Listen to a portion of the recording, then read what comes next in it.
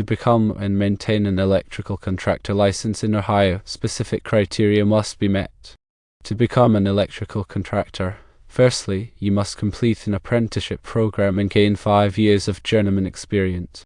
Secondly, you must apply to the state board with proof of apprenticeship and experience. Thirdly, you are required to pass a 6.5-hour electrical exam. Fourthly, you must pass a 2-hour business and law exam. Fifthly, providing proof of workers' compensation insurance is necessary. Sixthly, you need to obtain a liability insurance policy of at least $500,000.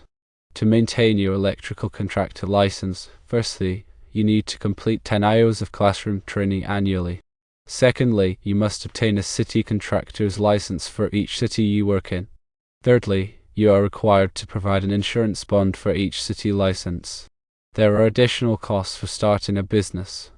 Legal, accounting, licenses, insurance, and bonding fees can amount to approximately $6,000. Tools and inventory might range from $20,000 to $50,000. Operating expenses, covering about 6 months' income, need to be considered as well.